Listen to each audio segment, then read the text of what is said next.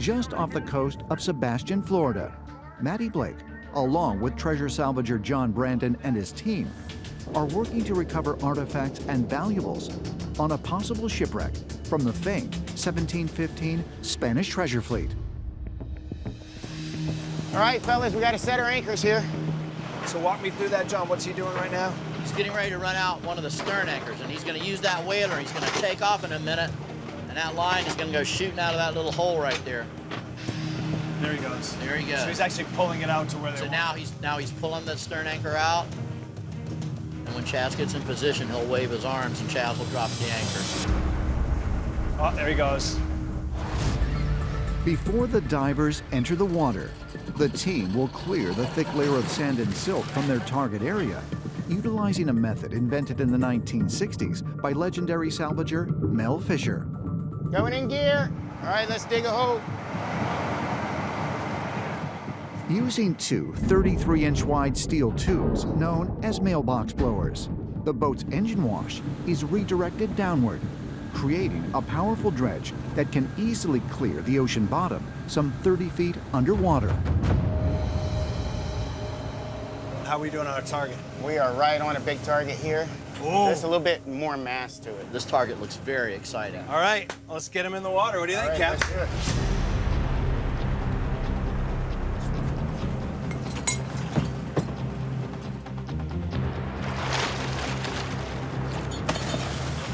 Captain's in.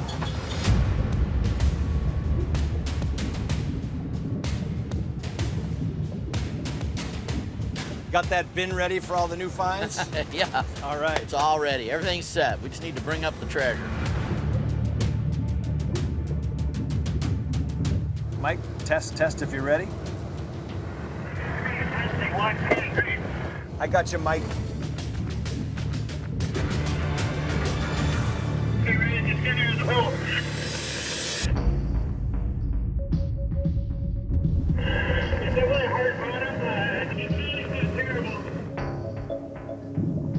Oh, wow, guys.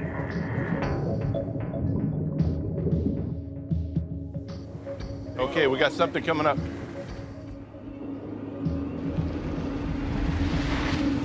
Got the target? I need a knife. Oh, you need a Need a knife. knife?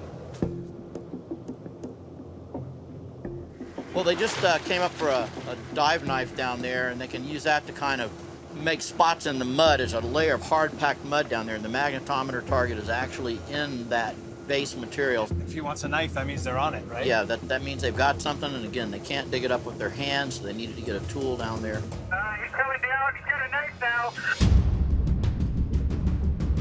They definitely have the target, so let's hope it's from the wreck, plays into the scatter pattern that we've been working on. Great. They're digging with the knife now. All right, that sounds great. So you got eyes on them? They're on the target? I got eyes on them. They're on the target. Do you see the object they're working on? Have they pulled anything out? What's it look like? What shape? Yeah, he's pulling out. Totally covered in shells, particles, and whatnot. It's a long item. It's definitely metal. It looks very heavy. It's not easy to lift. All right, so we're getting targets. That's great. We have documented fact 1715 treasure fleet went down in this area, and we know that these ships had hundreds and hundreds of millions of dollars, perhaps billions of dollars worth of gold, silver, and treasure on them. That's a fact. So you're not hunting for some mysterious, nebulous thing. You know there's treasure in these waters. Divers coming up. Let's just hope it's something good. There's a part of the ship right there. I hope. Look at this.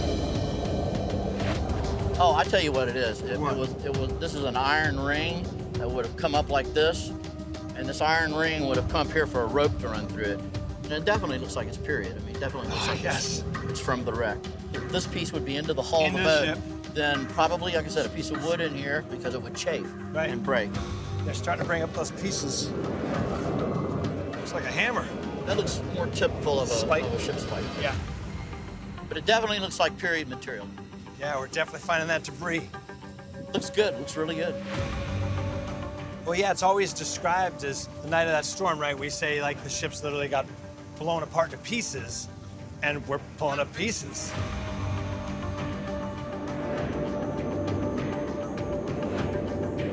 Got another interesting piece. Oh, wow, look at that. Yep. Large ship's pin. Yeah, that looks like a large pin. After finding 3 large artifacts potentially connected to the 1715 treasure fleet, I can almost see the heads. John Brandon and the team have good reason to believe they're getting closer to the millions in gold and silver that may still lie scattered nearby. So when I got to the bottom, the viz was, I'm going to estimate about 5 feet. The artifacts are penetrated down into that shell and clay. Okay. A couple of them, the shell's so hard, you know, you can't even get your fingers into it to dig around it. So I needed the knife just to poke holes. They look like ship material, ship pens and things, so it's a good Looks sign. good. Yeah.